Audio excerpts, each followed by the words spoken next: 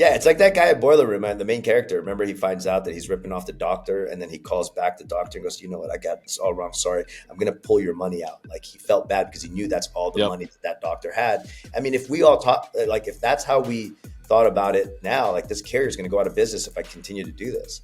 Like what I suggest is, okay, if you really think that that's the price and you're not underwriting that, go buy a truck and a trailer, and if you don't drive it, go hire someone that can do it, be compliant, do everything that you're supposed to do, and then charge that rate. Then you're going to find out really quick that you can't operate that way.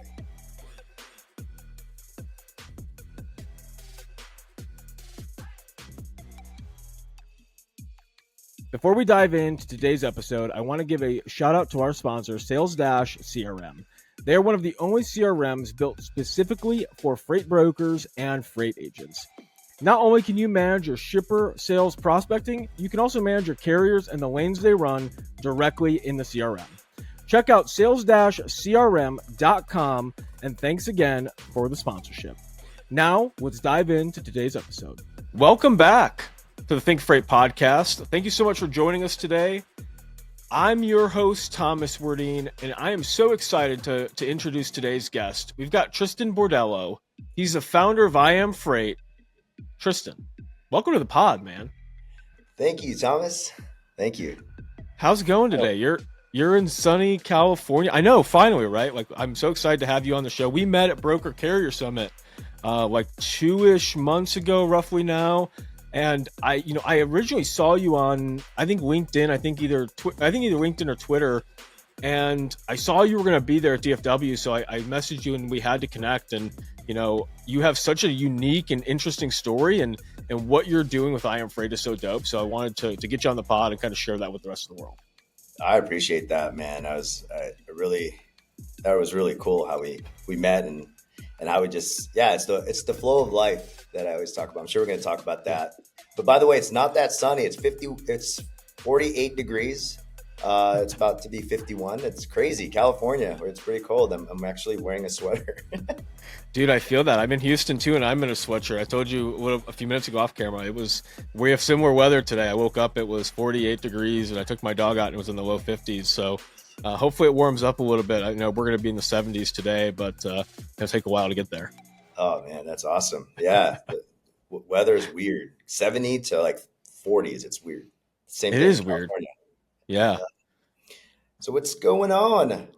So let's dive right into your background, man. So you told me a lot at Broker Carrier Summit, kind of about kind of your upbringing, but also like how you found your way into freight. So why don't you kind of share your backstory, who you are, and how you found your way into freight, and kind of that story.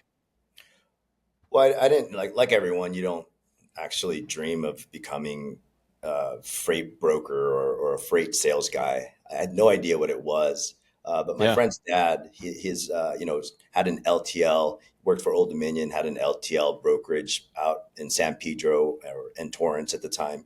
Yeah. And I just got out of college. At first year out of college, I worked for homestore.com, which is realtor.com now, but I worked on the RentNet side. So I was really doing business to business. And when I got laid off in the 2002 crash or 2003 crash, I just said, I'm going to ask my friend's dad, like he's got a pretty cool gig over there. So we resold rates, LTL, man. It's like, back in the days. And it's funny because I don't think I've ever told this to anyone, is that we used to have to call every single carrier. It's like you'd have to have good memorization skills. Like, okay, that carrier goes to that region. And back then it was like, the USF Redaways, USF Holland. I mean, there was not even a UPS Freight. We didn't even have a TMS system until like my year number 2, where you could actually pull up rates, do the zip to zip class and all that. So that was fun times. I was like, God, it would literally take you 2-3 hours to cover one LTL load, which now takes like 2 seconds, right? Like rates and everything talks API or EDI. So I got into that, and then in 2009, I just I learned as much as I can. But for about 3 months into LTL, I just became my own agent because I landed a pretty big account, and I was like, I could do this all by myself. So it only took me 3 months to be 100% on my own. So it's just a sales 1099 agent, and then I opened up 2009 with a business partner that I met on the sales floor of Diversified Transportation Services, and started the Covenant Los Angeles agency in 2009. Did that until 2018. Had this crazy idea that I should go buy trucks because it seems pretty easy. So I could service my customers better, right? And Oh, I was like, yeah. God, I can't believe I can't find any great carriers. I might as well build it myself. And then, and I had a 1 year non-compete with covenants. So, and my business partner, and yeah, and the rest is history. We're here 6 years later, going on my seventh year. So, but I Dude, have that's both awesome. Freight and Freightopia. So, um, it's a carrier and a brokerage, but I haven't been involved with the brokerage much. It's just been for our legacy customers, and I'm coming back to it, trying to figure out Yeah, a better way. yeah, no, that's really awesome, man. So I want to dive into that a little bit. So you had that time at the agency. So like what prompted that leave between, you and your business partner? Like, why did you want to go out on your own and, start buying assets and start a trucking company?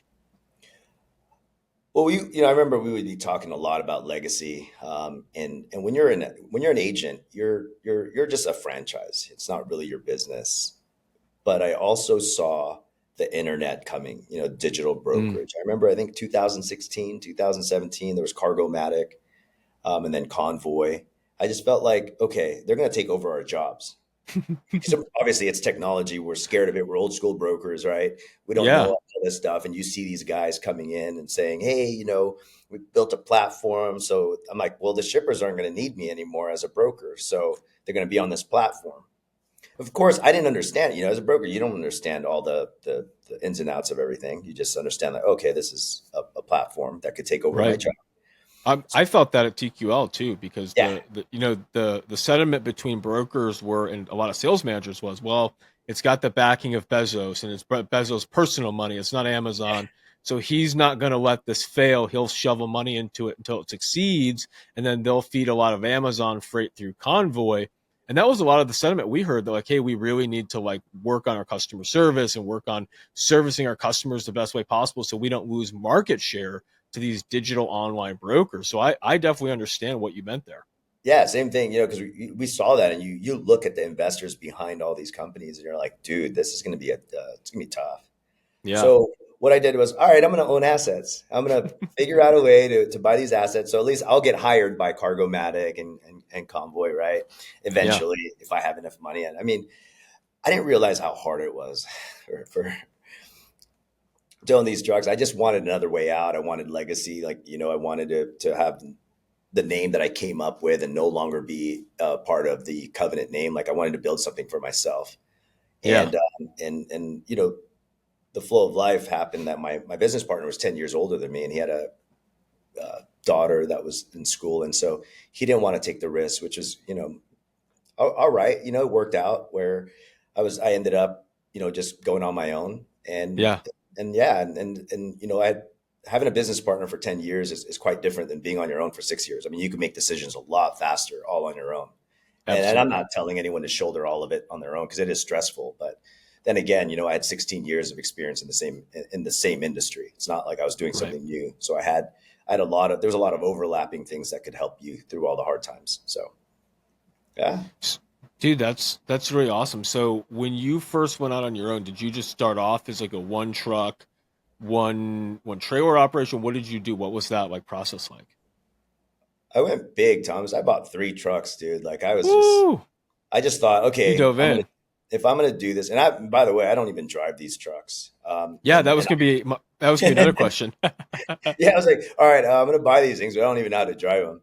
So it's so crazy how it all happened, right? I didn't, I was thinking, oh, I've been in business for 10 years. I'm gonna be able to borrow all this money, and the bank knows who I am, and I just got to go up and ask if I could buy some trucks. And you got to remember, this was in 2000, the transition 2018 to 2019. Right. 2019 was the worst time to go out and build a trucking company. That was the other Yeah. recession before the 2022 recession. Yeah. So, but I had no idea. Like that's the best thing about starting, right? You don't know all of the things that are going on because you're focused on trying to launch a company. And Yeah. so it was tough, man. I went to go buy 3 trucks, and the first 2 had to be brand new because I couldn't lease. I wanted a lease. I went full service lease because I'm not into maintaining these trucks. I wanted someone to do it for Right. me, do all these things, but no one would lease it.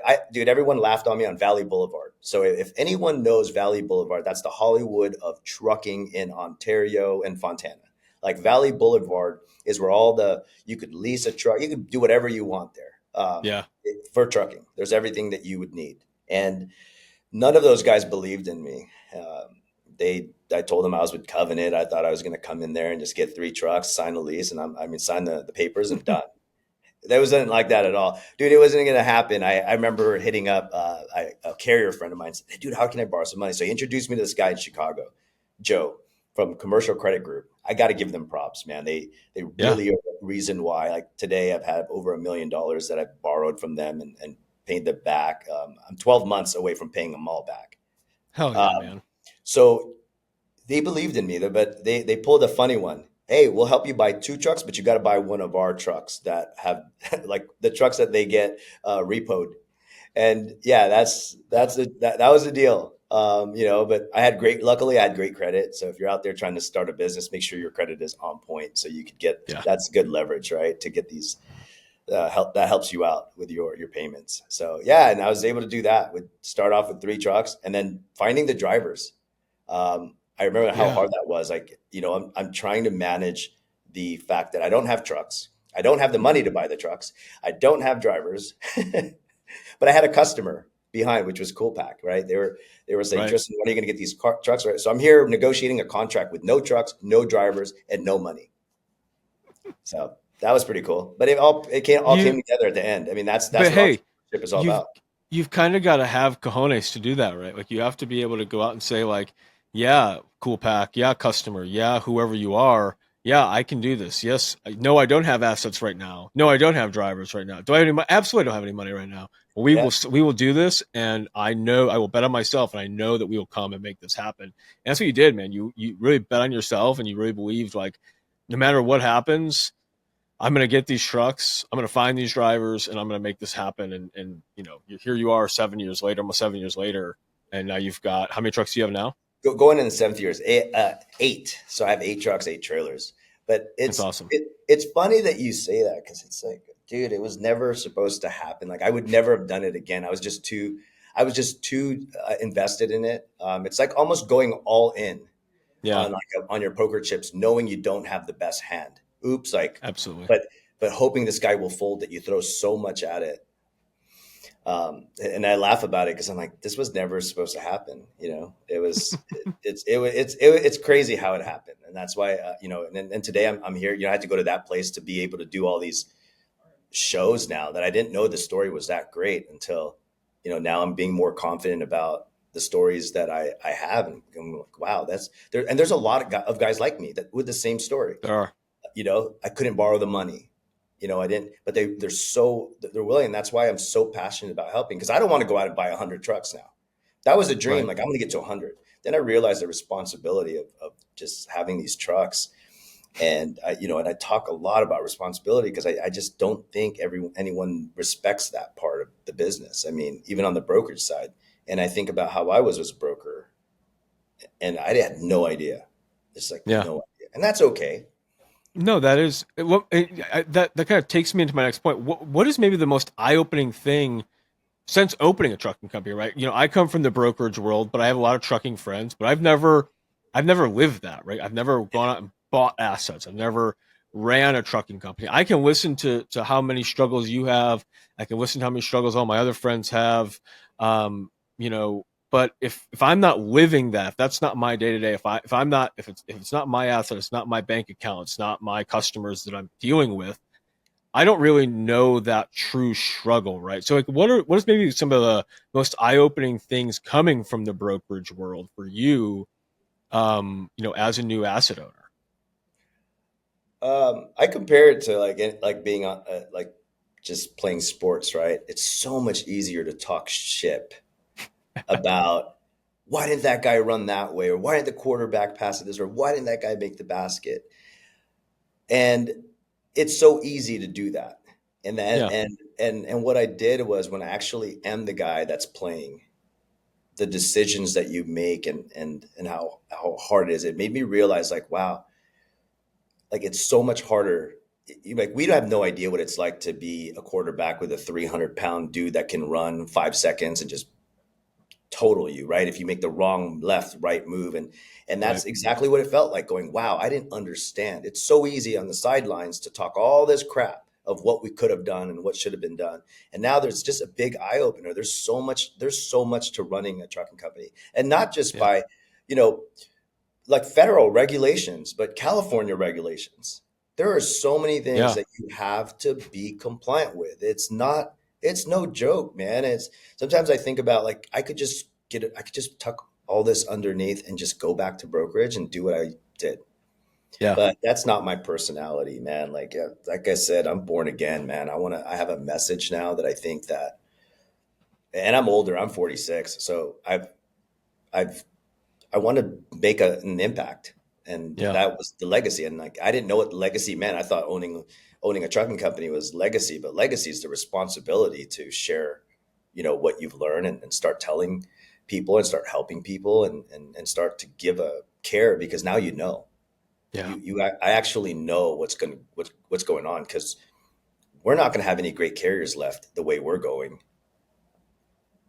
No, you're spot on. I mean, we're seeing so many exits of good carriers out there, and every day there's a new story, or we're not something I hate about kind of the world we live in today, or dislike about the world we live in today, is that we only hear a lot of the negative stories, right? We don't hear so much of the positive trucking stories or the good carriers, right? We hear a lot about the bad carriers, the double brokering, the fraud, but there's a lot of good that's happening. There's a lot of good guys that are still out there like yourself who are building really cool companies.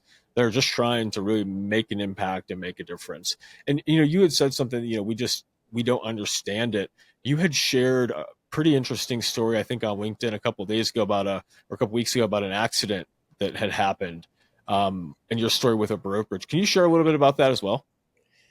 Yeah, it's so funny because it just shows you how out of touch, and I don't blame them, right? It's like Right. if I treated my child and I told him red is black, he's always going to think that red is black because that's what I taught him. But then he goes Right. to school and his teachers tell him, no, that's actually red, and then he's like, wait, my parents told me it was black this whole time. That's the same thing. So when I you know we don't know if we're going to get in an accident, by the way, guys. So Wait, this wait, wait. You don't plan out when you're yeah, going to smash no, your no, hundreds of thousands of dollars of equipment into someone else's car, or someone's going to hit yeah. you? And it's funny that they were literally 5 minutes away on a left turn, and a lady runs a red light, Mm, but not even on the oncoming. It's like literally on the where it's supposed to be red, right? Not on the oncoming traffic, right? But right. just completely runs a red light because she's probably distracted. And in Nevada they have a 25/50, and then I started learning about limits, and these are the things that you're not curious about when you're when you're just going about your day and not knowing um, anything about limits and how much you could actually get back. Because we all Right. know we have $1 million as a carrier. Like if it was our fault, it's open season for anyone to sue us. Yeah, it's going This to be a lady runs her, nuclear verdict against you. Yeah, yeah, and then sue all the manufacturers too, right? Like exactly. Wabash, which is it's crazy. So you have this lady run 25/50 is I didn't know at the time, but she hits, but she just she hits us, runs right into our def tank. By the way, these trucks are so cheap, guys, that I did read one of the comments and they said, oh, it's about a $30,000 damage. No, they totaled the whole thing. So it was Wow. 140,000 that was paid to tech equipment, roughly. Whew. Imagine that with a 25, 50,000.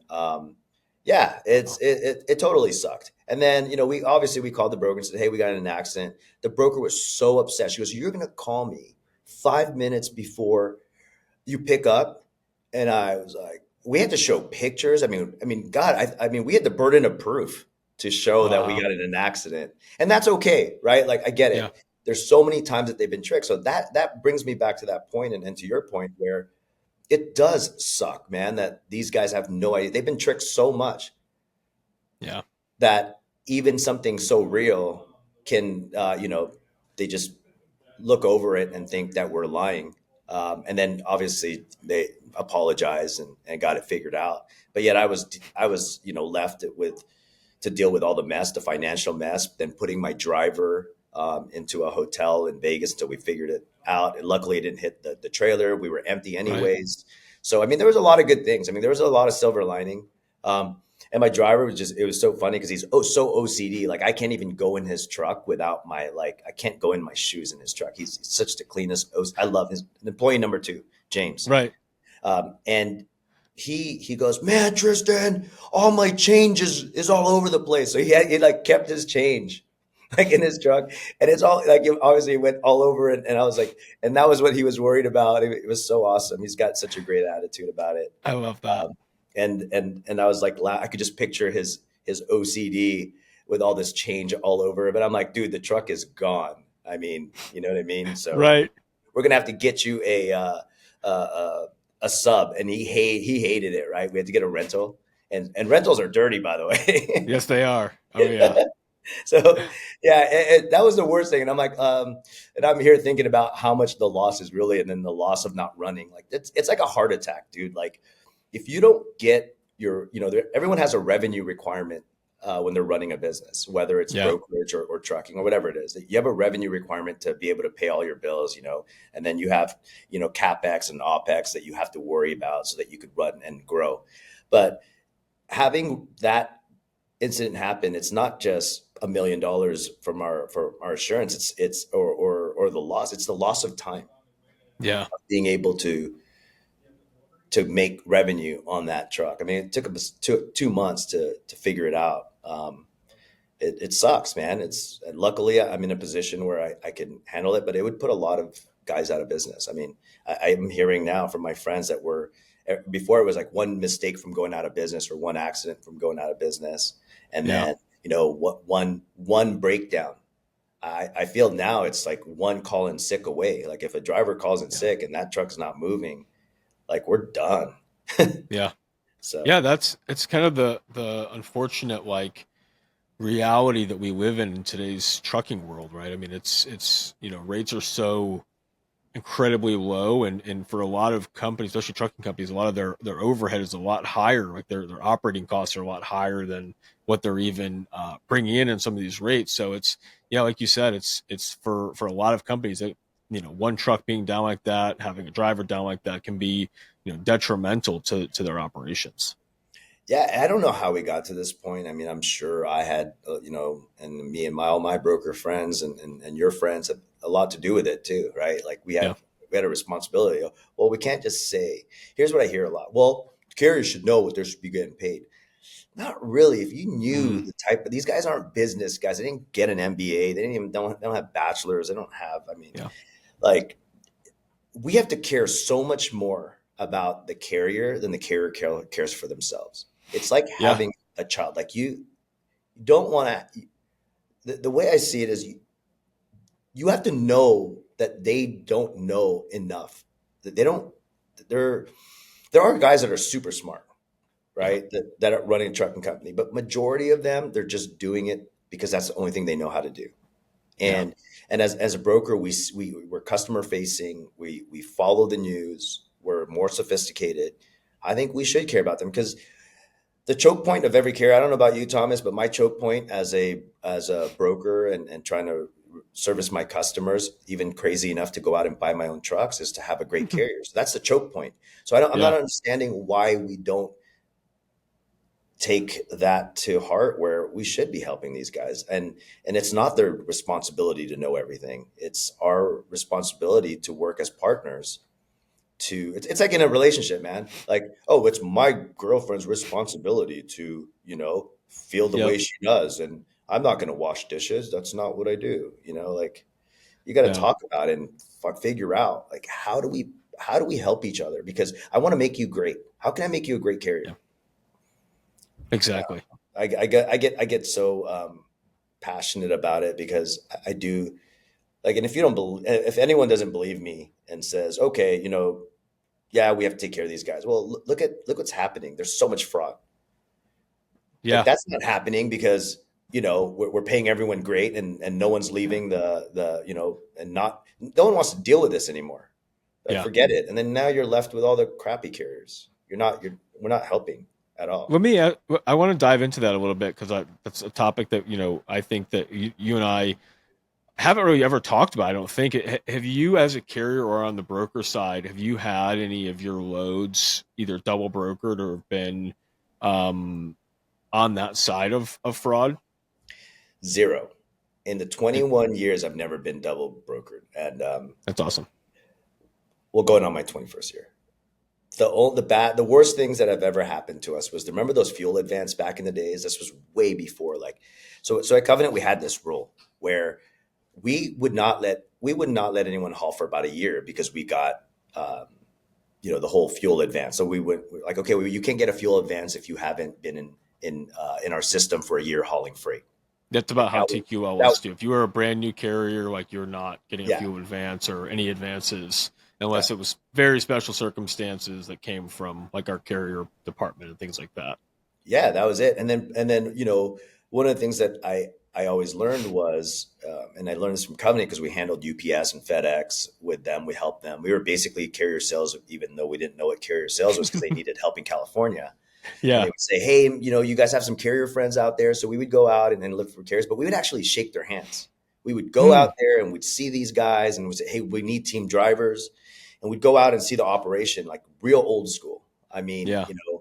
that's how we did it, and till to this day I have the same carriers that we work with, and we don't negotiate with them. We Yeah. ask them what it costs and they give us a price, and we call another two people that we know and say, hey, can you help us, and who can actually get there. So it's like meritocracy, and we know Yeah. these guys, we know who they are. And I brag about, I mean, look up Freighttopia's DAT. If you're a carrier, look us up. That's 5 stars. Like that, we don't even touch the 2 stars and 1.5 stars that most brokerages do. I mean, because we're not. I'd rather have quality versus quantity, right? We have a Yeah. responsibility to you guys to make sure you're going to get paid. Mm, That we don't want any collateral damage, and I yeah. and I don't think brokers understand that either. Like a lot of guys that go away from the agency model and start their own, they realize, I've been doing this for 1 year and no one wants to give me credit as a carriers don't want to give me a credit, and then all of a sudden Yep. you're trading today's money for tomorrow's money, where you're like, okay, I'm going to take a loss now. I'm like, dude, what happens if that company gets bought out within the 6 months before you could make your money in the last 6 months of the year? Yep. Or a change in management, or a change in economy, like what's Yep. going on with the economy. Like things can change really Exactly. quick. So why trade today's dollars for tomorrow's dollars? Like that's not guaranteed. The only thing that's guaranteed is that load that you have in front of you. And I'd Yep. rather go to a customer and say, look, man, I'm not going to do it. I don't want to do it. I can't do it for that cheap. Yep. This is my price. Uh, That's where you're we're at. s- you're spot on because in even when I was a freight broker as well, like I always told my customers like I'm probably not going to be your cheapest option. It's just not going to happen. But you know what you get with me. So if you have a cheap freight, send it to someone else. It's not going to happen with me, but Mhm. I'm going to give you the service. I'm going to give you really good, highly vetted carriers that are in my network that I know do a great job, that, treat their equipment well. They're not going to back into your building. They're not going to come in and scream at your warehousing staff and things like that. You don't know what you're going to get with the other guy who's $500 cheaper, but I'm going to make sure our carriers get paid. I'm going to make sure they get paid well. I'm going to get paid. I'm going to make sure everyone in the process gets everything moving the way it's supposed to, that you're not going to have any issues unless, there's something that happens on at the shipper, at the receiver, or in transit, but we'll communicate all those issues as we can, right? That's our job, but it's also our job to be, that kind of that middleman for the carrier, right? Like that's kind of what the whole brokerage role was for. It was to connect shippers with that smaller carrier that doesn't have that reach, to get them back to where they need to go, wherever they want to go to next. It's not always about making, the most money possible, but also just kind of making that impact and helping your customers in kind of the best ways possible. Yeah, I mean, we get lost in the money in Yeah. brokerage, but it's funny that you say that, because there's a reason why you're not doing brokering anymore, Yeah. because it's a tough job. But if you do it right and you feel good about it, you can have longevity into the business where you have Oh yeah. customers for life. Like no one talks a lot about churn, Mm. Yeah. right? Like no one really talk. Everyone talks about revenue because yeah, that's what that's amazing. Just like in anything else, like that's you pick the best thing, and that's what your metrics are, and that's what success means. The more revenue you have, that means the more Yeah. successful you are. But going away from that, and let's flip it around on churn, right? Like I've always believed that an account is never your account. It's just No, your for turn, sure. right? It's your turn. So when it's your turn, you better do whatever it takes to keep that. Just I mean, yeah. it's been my turn for some accounts for 20 years, 18 years. And I don't think that if you look at it that way, I think you would approach it a lot different than just numbers. Because Yeah. when it does have a lot to do with you as a person of how long you could keep that account. Yeah. Because when it's your turn, you better make sure you're doing, finding the best carriers for them, really providing that value. And we've gotten away from value more. We got, I think a lot of brokers think if you're on the sales floor and you're young and you don't know so much, you're like, okay, well, I just need to hit these numbers that I was told to hit. I have no idea why.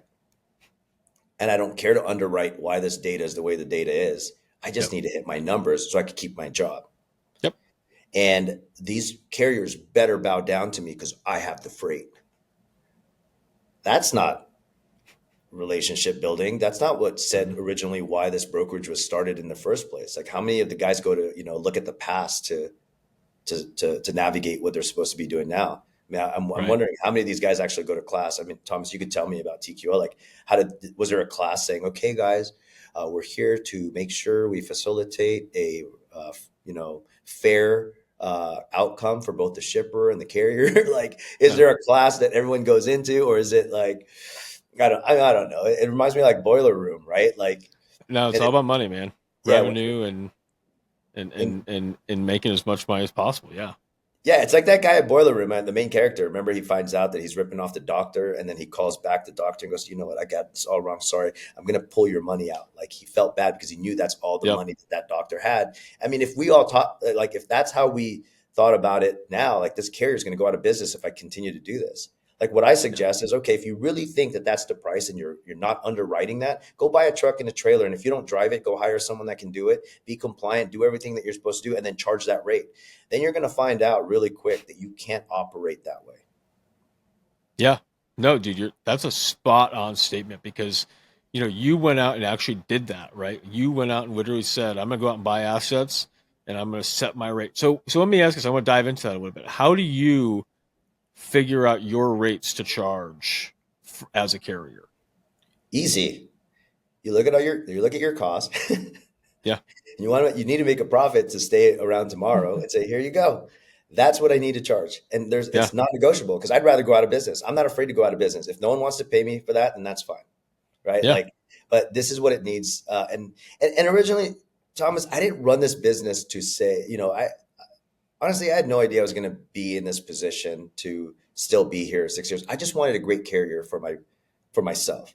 Like I Yeah. wanted to have someone that I could truly put my name on the line for. Because as a broker, you're Mm, going blind. Like you're putting your name on someone's service. Like you have no idea. absolutely. Shoot, and if you're the type of broker that's looking for that carrier on DAT or truck stop, like you've already lost because Yeah. you're selling service. I mean, it took you 7, 10 months, 12 months, 2 years to get an account, only to go find a carrier. Like I don't know how that's going to work. Like, but I originally did not intend to. I thought I was going to create this awesome company with 100 trucks and I don't have to worry about anyone. I don't even have to worry about DATM because I've been burned so many times. Like, this Yeah. guy didn't show up, not double brokering, but burn in a way where why can't these guys communicate or why can't they just, um, be good humans, man? Like, how hard is this? Then I didn't Yeah. realize, like, I was like, wow, it is a lot harder than I thought that.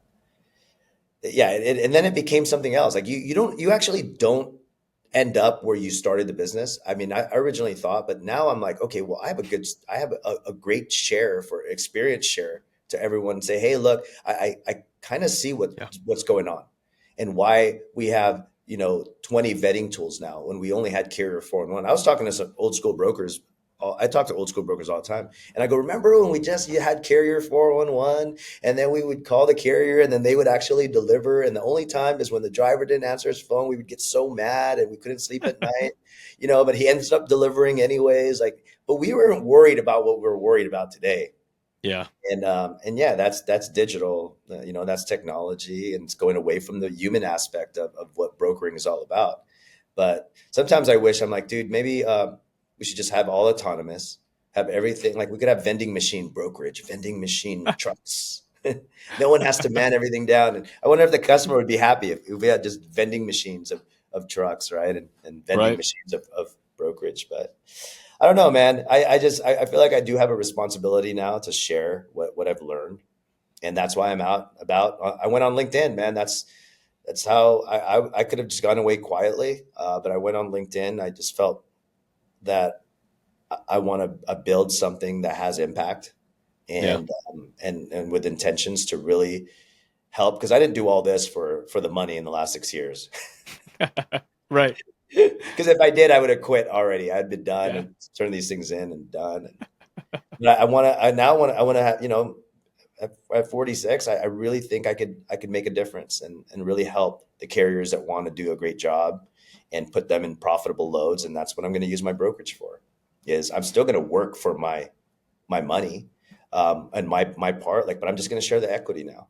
There's a big difference. Equality Yeah. versus equity, right? Equality is we could give everyone DAT and go ahead and find your own loads. Or we could say, okay, these guys might not understand a lot of it. Why don't I just share this education, give them the tools, the data, and then put them in front of profitable loads and help me? Because I'm not going to grow my trucking company to 100 to 1,000.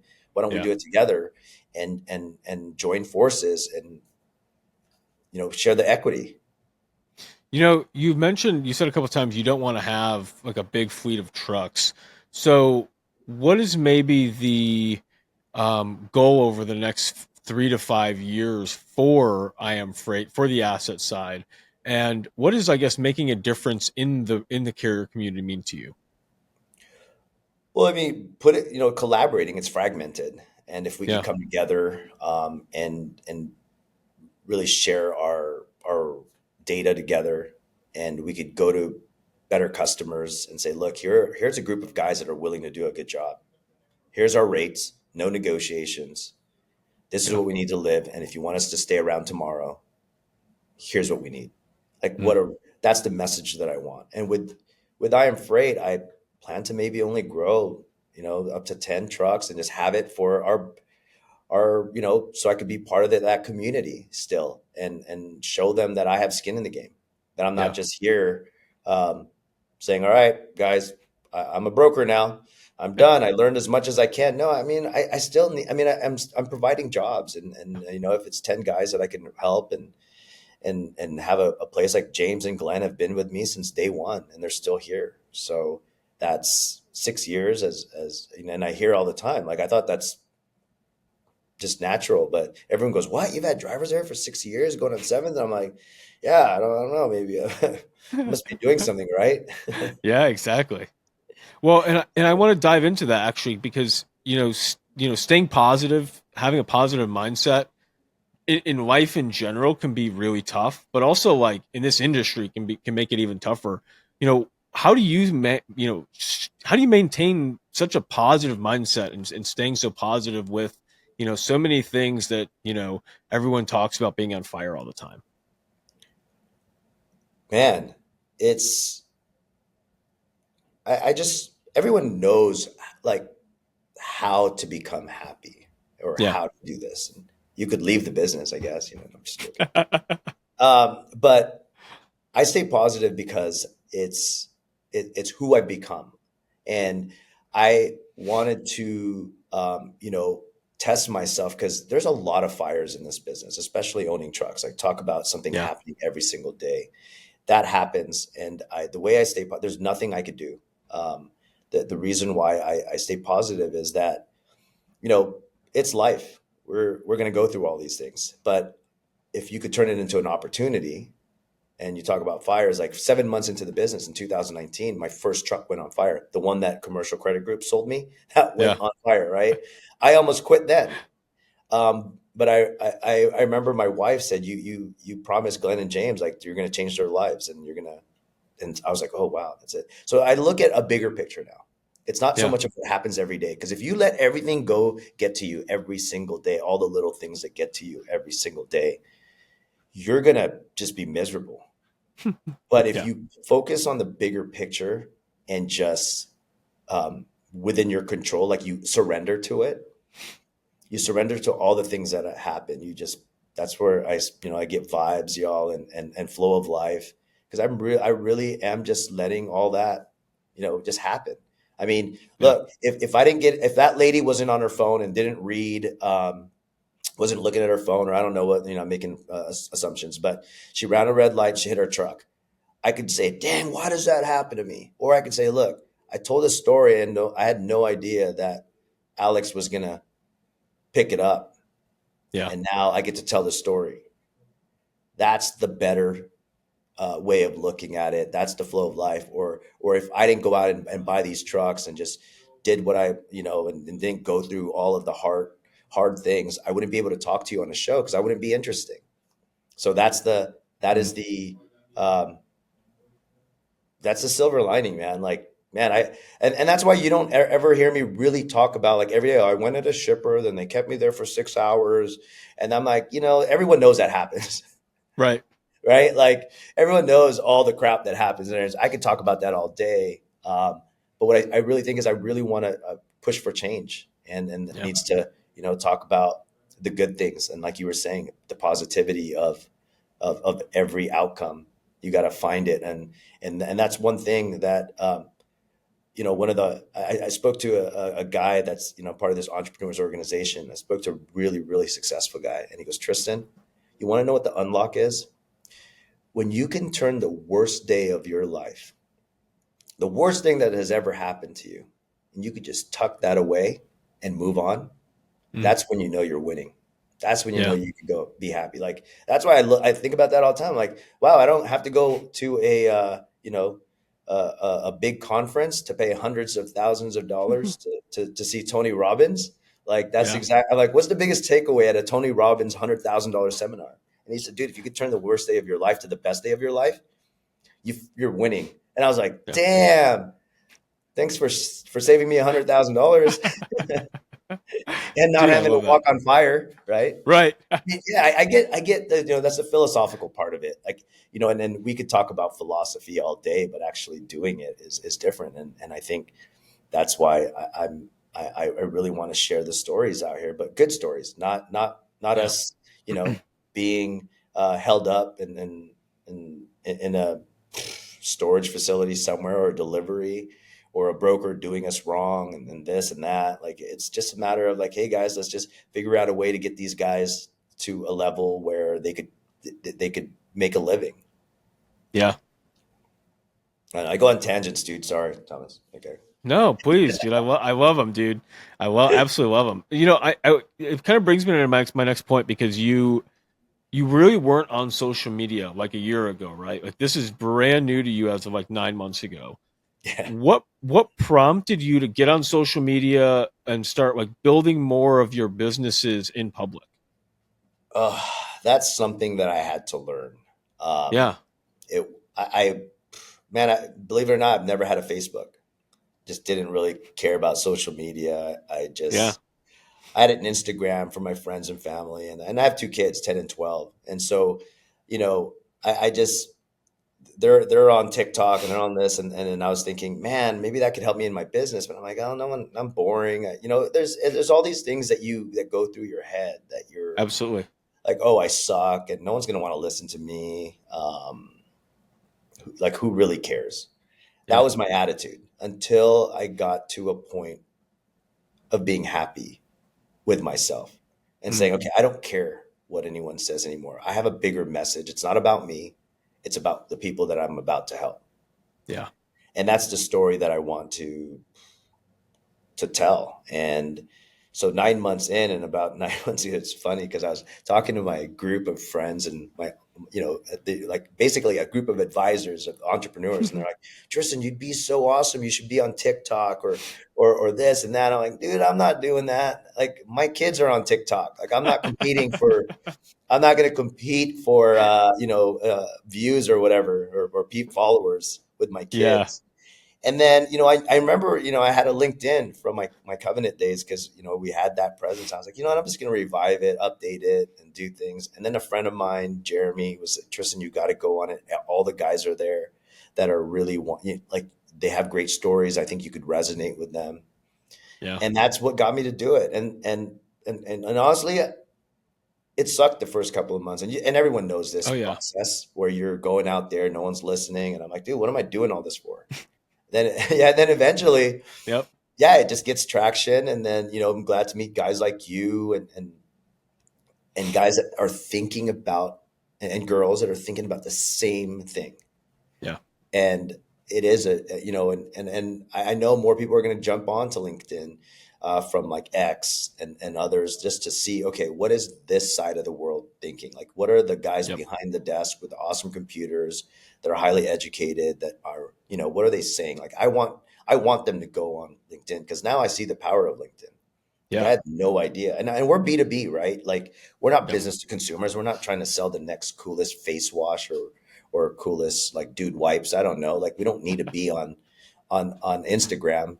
I think business to business is because it only takes three guys, like 3 or 4 or 5 contacts to change Yeah. your life. You don't need a gazillion followers No, to make a you difference. definitely you don't. You definitely don't, man. And that's the thing is if you just have that presence, like if you have that online like resume of like this is who I am, this is what I do. If you're not known, right? Especially in 2024 where everything is online, everything is about being on the internet and having that social presence. If people can't find you, if they don't know about, I am Freight, if they don't know about Freightopia, they can't, reach out to Tristan. They can't reach out to you and say, "Hey, can you cover this load for me?" Especially when when things get tougher, when the capacity starts to shrink and brokers and shippers are looking for that capacity. If you're not known, you're not going to be getting those calls unless you're on Truck Stop or you're on DAT, and you may miss a lot of those good opportunities because you're just moving spot market freight. So it's all about kind of having that online presence and knowing where the people you're looking for, where the shippers are, where the brokers are, where the carriers are, where the carrier managers are, where you can find those kind of insights as to what other people are doing. You just kind of have to reach out and find out where all of those people kind of hang out. And it kind of seems like you found that spot to kind of voice who you are and share those stories with people and really, resonate. Yeah, and it's a lot of the front loading, right? No one Yeah. they're like, how do you do it every day? Or like, how do you post every single day? It gets easier. It's Yes. and as it and going back to what you're saying, building in public, guys that are building in public are guys that want their reputation matters to them. So Yeah. I'd be a little bit worried about the people I'm dealing with who are not in public, Mm, right? And so that was one of the things that stuck out to me is okay. So a lot of guys building in public, they must be good people, right? yeah. They must have good intentions. Otherwise, they wouldn't be putting themselves out here for crucifixion. Right. Right? Like there's so much that I'm learning as I'm going along in this process that wow, it could actually be awesome. Like you're talking about like a resume online. I never Yeah. even dude, I didn't even think about that. And then I went to an SEO thing like search engine optimization. Like I know nothing about marketing, man. And I was like, Yeah. what? And then they talk about backlinks and I'm learning about backlinks. I'm like, gosh, being on these shows with you and everyone else. And I Googled myself. I'm like, dude, this is awesome. There's a Yep. backlink now. So now I have more and more and more and more ways to use that platform. But I didn't realize what it really did. I just Yeah. thought, okay, I'm out here. Okay, what am I going to do now? But that's part of everything. Like in business and in life, you just have to keep going. You're going to figure it out. There's going to be ways. There's going to be things that stick out to you. Like, okay, I could. That's going to open up that door, that door, that door. Just every opportunity you got to use for another opportunity, and you don't Yeah. know what that opportunity is. The opportunity to go start a LinkedIn page was like, okay, I'm going to do this, and it just led to so many opportunities. And honestly, it's awesome when I'm getting a lot of DMs and when I end up on these shows.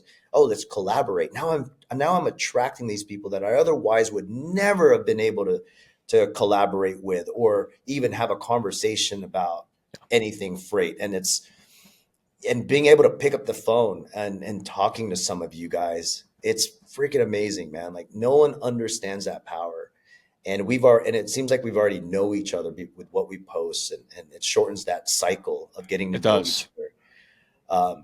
It's like online dating for business guys, because I missed my window on this online dating stuff because I got married. I've been married for 14 years, and so every time someone talks about these dating, I'm like, dude, LinkedIn. They're like, no, man, that's not dating. I'm like, it is for me.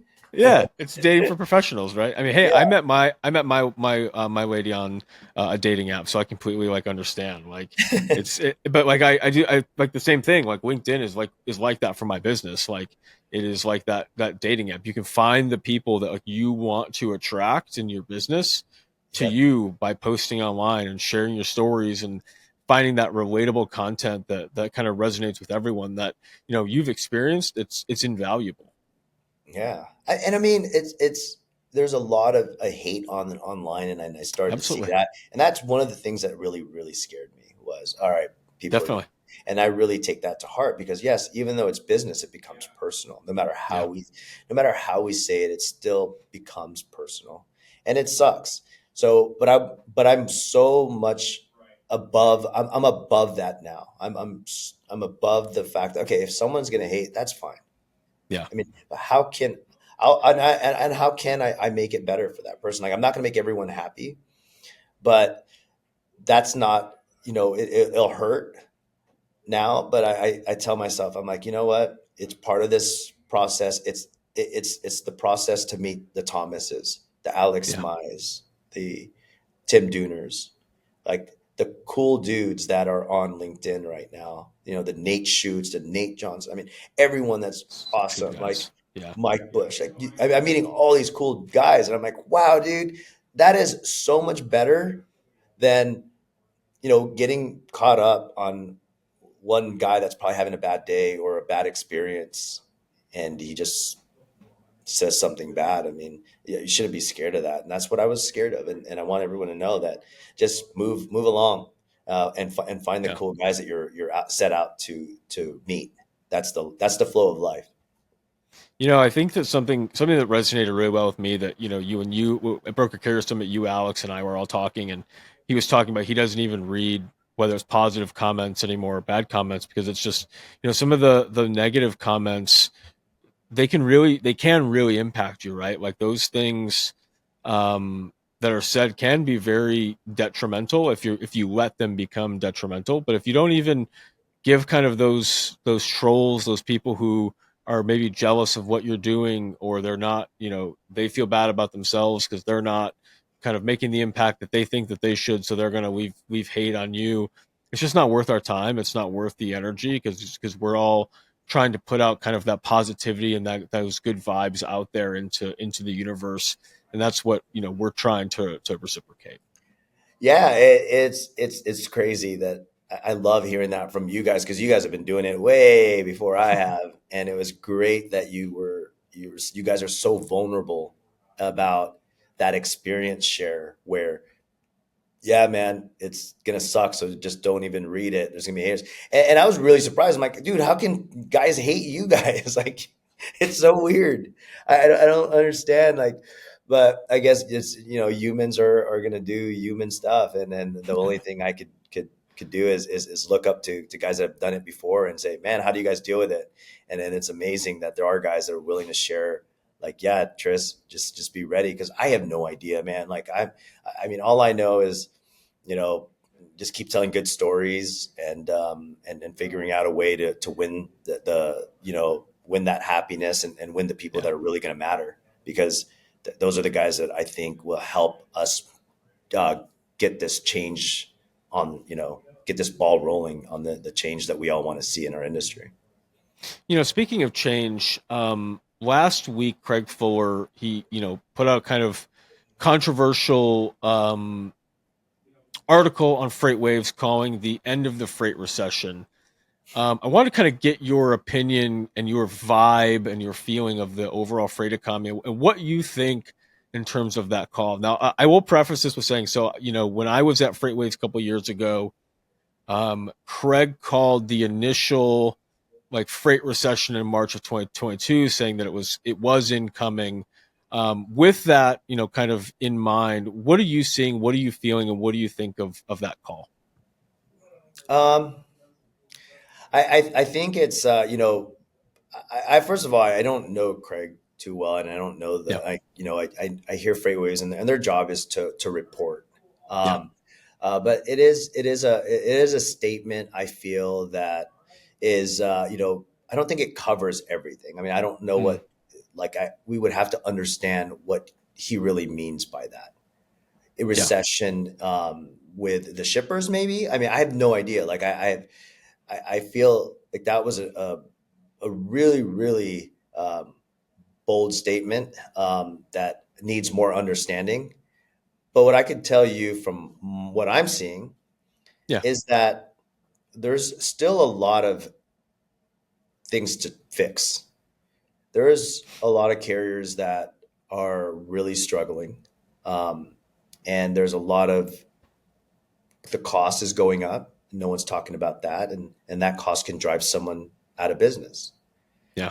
And so I don't know in that case recession would be over, and actually it would actually be worse. I would think we would be in I hate the word revenge too, because I see that a lot on everyone's articles. Shippers Right. revenge, carriers revenge, brokers revenge. It's why are we using those words? What we should be saying is that, okay, can we figure out a way to help each other out so that we don't have another COVID where Yeah. prices go through the roof on both ends? Like, why can't we work on something that's a little bit more sustainable, so we're not always going up and down this roller coaster? Yeah. And so, yeah, I don't think we're off that roller coaster. There's still the costs part of it. And when I go and I floss my teeth and I look at like the five flosses that comes with at Costco, and I'm like, how can Costco charge $16 for five floss? Right. Um, and I go, look, the cost of running trucks is not getting any cheaper. Mm-mm. Um, and yeah, it's that the recession, man. Like I'm hoping he meant the recession for the public, not for just like in trucking in general, because there's with rates coming down, that's going to help out a lot of people, and more investors are going to start putting more money into the economy. There's a lot of money sitting on the sidelines. I don't know how that's going to translate to trucking, right? And that Yeah. that is our Yeah. industry. So unless we figure out a way to cut costs, and also, I mean, dude, it's a bigger problem that I see where there's, man, I don't know. This is a hard one because I don't want to get into to to that part where we're talking about, because everyone's gonna be like, man, this guy's know what he's talking about. Everyone has an opinion on the Yeah. economy, and so yeah. But yes, going back to that statement, I don't believe that the recession is over if you're a carrier Yeah. And I think that, so or a I'll broker. kind of I'll dive into Yeah, it just a tiny bit more, just for a little bit of like context. And he was talking about the freight recession, not the overall like economy recession.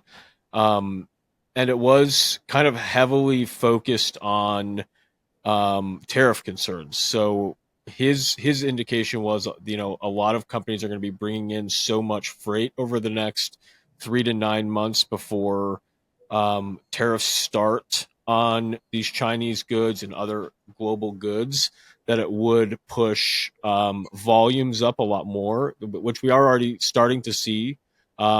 Since Trump did win re-election, we have started to see. I was talking, or I saw an article from Lorianne Rocco from CNBC, and she, said the same thing, that there's a lot of volume being pushed in right now because of the scare of tariffs. So I think that that's kind of what maybe he is calling for, why he's calling for the end of the freight recession, just kind of based on maybe some potential incoming goods from other countries ahead of tariffs.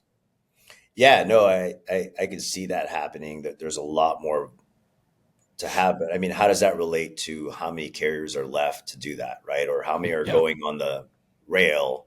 And the big guys have consolidated so much that they're going to get most of that freight. That's not Yeah. going to. Yeah, I mean, there's so many ways to look at it. I mean, I'm not an economist, but what I Same. do, yeah, but what I see is what I could what gets reported back to me. I always go, hey, I heard so much good news going on all these like pods and on freight waves, and I asked my guy, he's like, no, man, it's still the same. The rates are still the same, right? Like, Yep. yeah, it's tough, man. I don't have all the answers, man. I really don't, but I just know there's a better way, Yeah. and there's just has to be a better way. And if we get, I want to talk to a bunch of smart guys and say, dude, why can't we just lock us all up in a room and figure this thing out? No No outside, kidding. like no outside, distractions. Just Yeah. full on. Let's deep dive this thing and come up with something, and not leave until we figure out the best solution. Because we all need each other, no matter what. Like we all need each other, unless we do vending machines. I was thinking, like, put us out of our miseries so we don't have to think about it anymore, and let's just put the vending machines out and autonomous everything. That's the way, man. That's the 2030 model: vending machines and autonomous vehicles everywhere. Yeah, I mean, dude, I'm in LA, and I'm sure you see the Waymos in Houston because I saw it at Houston. Yep. Those Waymo guys, Yep. Waymo or Waymo autonomous, and it's insane, dude. There's so many of them here, and there's only a small part where they're at, but I feel like you just see them everywhere. If you go to Venice and Santa Monica, it's Yeah. dude, they're everywhere, and yeah, it's pretty scary to think that. And I just know it's coming, and but meanwhile, we should still be trying to figure out how we could help each other.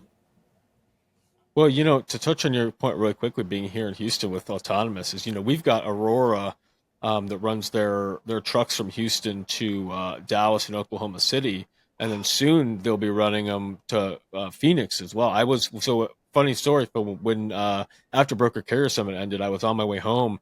I passed three or four of Aurora's autonomous vehicles on Highway 45 heading back to Houston, and I don't think that they are currently fully autonomous. I think they're obviously there's a driver behind the wheel Oh, okay. and things like that. But they're launching, getting ready for the level 4 autonomy, which is the full driverless. I think in early next year. So it's gonna be really interesting to kind of see how that shakes out.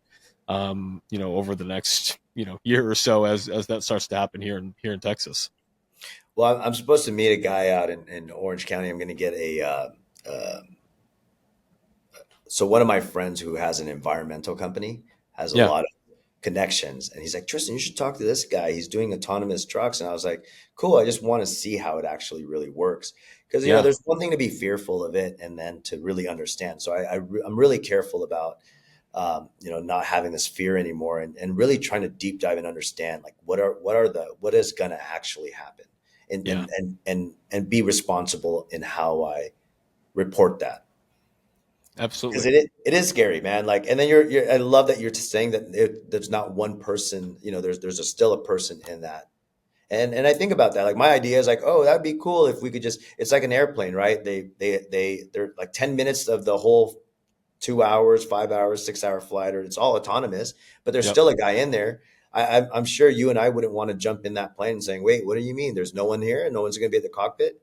Yeah. So it's the same thing with trucks, right? Like, would it make it safer? Heck yeah. And I guess it would make the life of a driver even better if he just had to take control, just to back it up and to land the landing gears and open the doors and do all the things. But if it could really help him out and not be so stressed out because it's on autopilot, that Right. would be awesome too. But someone still has to sit there Yeah. and wear a nice suit. So we call them captains of the road, There we go. pilots of the road, you know? There we go. I love that. So I don't know, man. It'd be awesome for this to be safer, because I think it'd be better for the industry, like less insurance claims out there, be cheaper. Like that would I would think that could drive the cost down if these trucks were more safe. But then Yeah. it'd open up a whole new lawsuit, right? Aurora, like shoot, I'd be scared if I was Aurora. If Wabash can get sued, Yeah. okay, like I think about this: if Wabash can get sued for a trailer that they don't even own, that they built in the 1990s, that were compliant back then, if they could get sued for in a parking lot or wherever they were parked on the side of the road, Yeah. how is Aurora or any of this autonomous guys immune to any of those lawsuits? And they're not. Like it only takes Right. one mistake for that. Yeah, it's pretty crazy to think about it that way too. Because I always Yeah. go, yeah, you got Wabash in there, two guys that were drunk, didn't have their seatbelts on, they die, and now Wabash gets a big lawsuit. I'm like, that sounds so unfair. So imagine a autonomous. Like I'd be scared to even like, yeah, that's cojones right there to start a company. Yeah. It really it really is, because yeah, you're spot on. These nuclear verdicts that we've had is Yeah. they're pretty wild, and yeah, to think about what could happen to Aurora as a company if that were to happen. Yeah, it's probably probably a lot of I don't know if they have. I'm sure they have now thought about that, but yeah, when they started the company, it may not have even been kind of a thought. But after seeing the trailer with Wabash and a lot of these other companies we've seen over the last year, it's scary times for companies like that. Thomas, I've never seen one of those Auroras. I'm gonna have to, I got to ask you about that if you took a picture at all. But is I the have a trailer? I have a small video. Oh, awesome! I'd love to see it. Is the trailer also? Does it have all the weird? Because when you see these like Waymos, there's like 50 cameras on top of these things. But No, there's not that many. does No, the trailer the have? trailer does not have many. No, but not that I saw. I'll send you the video. Oh wow, yeah, because Yeah, the trailer is part of it. yeah, You know, that's part of the whole thing. Like it would need to know its surroundings for it to. yeah. I know that they use like very big mounted, top mounted and side mounted ones. Yeah, I Mhm. don't know if I don't remember if I don't think that I saw anything on the trailer. Now that doesn't mean that there wasn't. Yeah. But yeah, I don't remember seeing any cameras on the trailer. Yeah, no, man, it's interesting though. I mean, it's where, I feel like we're back in 2016, 17, where there's a lot of new things that are happening. So we just don't know who the clear winner is going to be, but there's a lot of good Yeah, guys doing good things. So that makes me happy. And I'm hoping to do the same soon, right? And with all this yeah, experiential knowledge that I feel in owning trucks and being a broker, I feel like I am gonna be on my own. Like I've been thinking about a lot of things with the guys that I'm meeting. Like that's all of a yeah. sudden just ideas are just popping in my head. How can I help? How can I do this? How can I do that?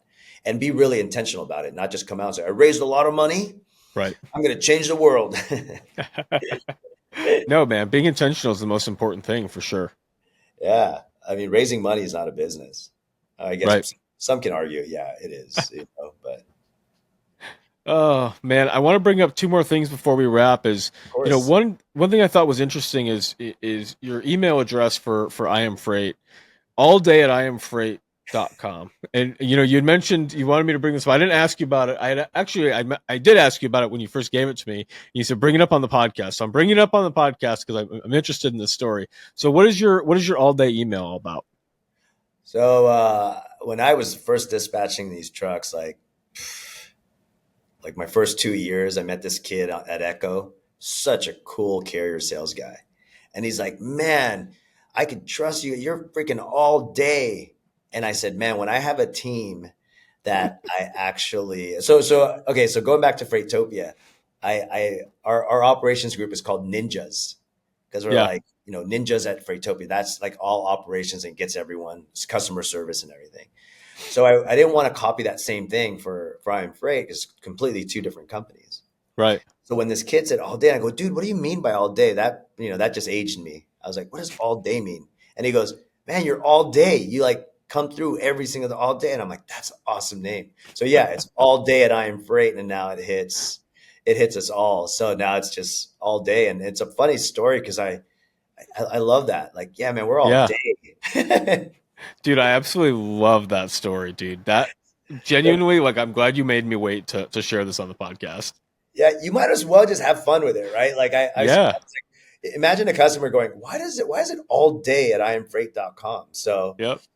yeah, man, you know, someone said we're all day. So you know, I'm very proud of that. I'm very proud that, you know, that we're out here doing a, a good, we're doing everyone solid by providing good service and Yeah. communication and everything that I've always dreamed about in a carrier. I did for and sharing that experience, you know, giving that experience to the end user. So, yeah, we're all day. Tristan, what are you most bullish on for the rest of this year and for 2025? I'm really bullish on really creating awareness. I mean, Mm, there's hyper awareness in the business. I'm more happy to see that there is a group of good guys on the we're not going to stop the bad guys, right? Like there's the yeah. bad guys are still going to do what they're doing and they're so smart and they're so sophisticated. They have the same tools, have everything we have. But I'm bullish on finding the good guys that are really going to come together and spread the message to say, okay, the bad guys are not going to go away. But what we can do is find all the good guys and let's just work together as a community for the good guys. I mean, Yep. it's just that's what I'm bullish about. And the more I see and the more I meet people and I see it happening, there's going to be a group of good guys that are going to be working with each other, collaborating and understanding each other's, you know, that that we're all going to be important to this vision. And that's what I'm bullish about. Who cares about all the other things? Because, like, you know, I'm talking about like the who cares part is the economy and Yeah. you know because good guys will win. You know that's why I feel we just gotta be able to find who they are and then figure out how we could work with each other to go for the change that we want, because I think we all want the same things, Thomas. I'm sure Yeah. we do. Like all the you know, shippers want someone they could rely on, brokers want someone they could rely on, carriers Yeah. want someone they could rely on. So yeah, and then understanding each other's positions. Like this is what needs to happen, guys, and that's what I'm bullish on, man. Like I love that. human stuff. That's good stuff to be bullish on, brother. Yeah, Tristan, thank you so much for coming on the show today, man. You know, just for sharing your positivity, your tremendous vibes. One of the reasons I wanted to have you on, man, you're just such a positive force, and I think we really need that in this industry.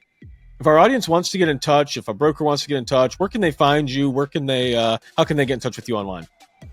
just LinkedIn. That's all I have. And I'm redoing my websites. So Nice. so it's gonna be iamfreight.com and freightopia.com. Perfect. And that's a big, that's what I'm bullish on, my websites. There we go, man. It's so horrible. I didn't realize people were going to start looking us up, and I was like, oh man, I'm embarrassed.